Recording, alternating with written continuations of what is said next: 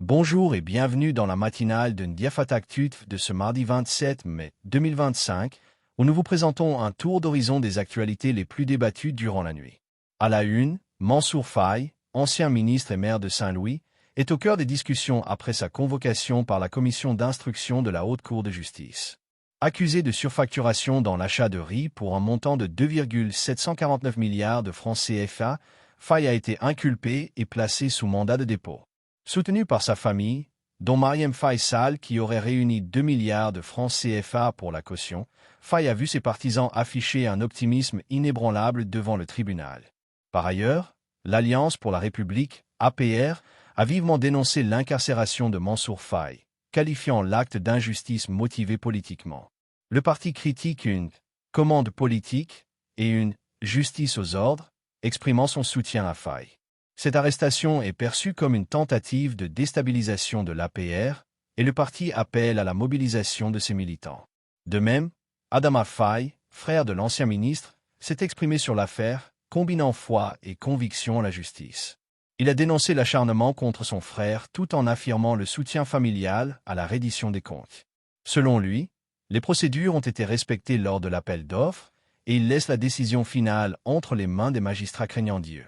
Omar Sow a été placé sous mandat de dépôt, accusé de diffusion de fausses nouvelles après avoir critiqué le parquet. Il risque la prison pour ses déclarations contre le parti au pouvoir.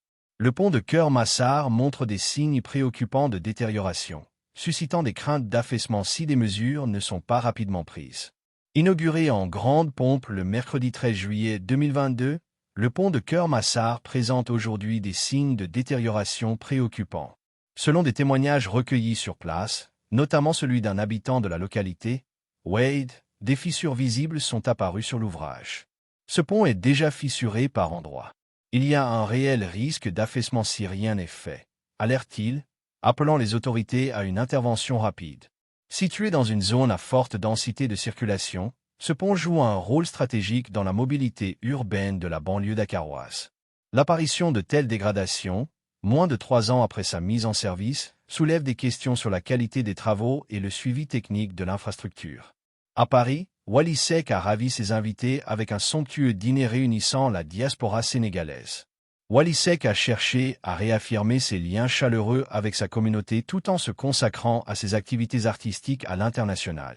Cet événement a aussi renforcé sa notoriété, déjà bien établie dans l'Hexagone. L'ambiance amicale et festive a témoigné de l'affection réciproque entre le chanteur et ses invités. En Guinée-Bissau, Diomaye Faye a été honoré pour son engagement régional, illustrant la solidité des relations sénégalo-bissau-guinéennes. En visite d'État à Bissau, le président sénégalais Bassirou Diomaye Faye a été reçu ce lundi avec les honneurs par son homologue Umaro Sissoko Embalo, président de la République de Guinée-Bissau. Lors des échanges bilatéraux et d'un point de presse conjoint, les deux chefs d'État ont souligné la solidité des relations historiques, fraternelles et stratégiques entre leurs pays respectifs. Le président Faye a exprimé sa gratitude pour l'accueil chaleureux qui lui a été réservé et a réaffirmé l'engagement du Sénégal à accompagner la Guinée-Bissau sur les plans de la paix, de la stabilité et du développement durable.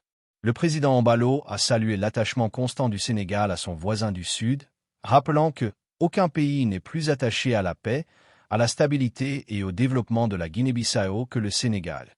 La coalition AKS participera au dialogue national, affichant son engagement pour la démocratie et l'état de droit, malgré le boycott de l'APR. La coalition Nsi-Kolut Ngir Sénégal, AKS, a annoncé sa participation au dialogue national prévu le 28 mai 2025.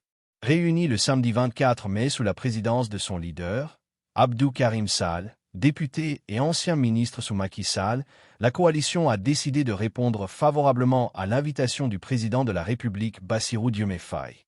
Dans un communiqué rendu public le 25 mai, AKS précise avoir été officiellement convié à prendre part aux concertations par une correspondance du ministère de l'Intérieur et de la Sécurité publique datée du 22 mai 2025.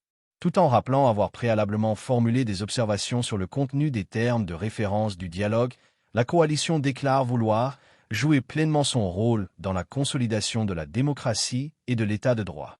Cette décision de participer au dialogue intervient dans un contexte marqué par le boycott annoncé par l'ancien président Macky Sall et son parti, l'Alliance pour la République, APR.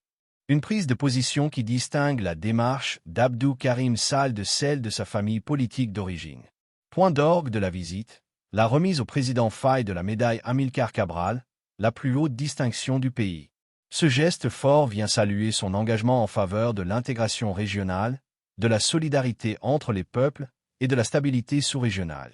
Cette visite marque une étape majeure dans le raffermissement de la coopération bilatérale et dans la continuité d'une fraternité enracinée dans une histoire commune. Dame Bodge réfute les accusations de harcèlement. Il conteste les allégations et maintient sa position en faveur de la transparence et de la probité financière.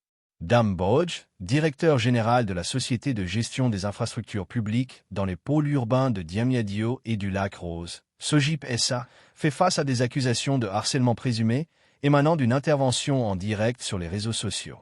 Ces allégations, relatives à des faits remontant à 10 ans, ont été catégoriquement démenties par Mbodj. Sur sa page Facebook, Mbodj a clarifié qu'il n'a jamais exercé en tant qu'enseignant au CEM Ibrahima Thiaw, contrairement aux affirmations de la plaignante. Il a précisé que sa carrière de professeur d'anglais s'est déroulée exclusivement au lycée Aline Sitoé Diatta, à Oussoussouy pendant 6 ans et au lycée Limamoulé de Guédiawaye durant 12 ans. Je n'ai jamais enseigné au CEM Ibrahima Thiaw, où cette dame prétend avoir été mon élève, a affirmé Mbodj. Ces détails sont relayés par nos confrères de Kawtef. Dame Bodge estime que ces accusations ont pour objectif de ternir sa réputation en mettant en avant des propos jugés dérangeants. Il appelle à rester concentré sur les enjeux liés à la transparence financière et aux poursuites pour enrichissement illicite. Si les Culuna en arrivent à inventer de telles accusations contre moi, cela signifie que ma communication dérange profondément. Restons concentrés sur la reddition des comptes et les actions contre l'enrichissement illicite. Ainsi se termine notre matinale de Ndiafatak Tutf.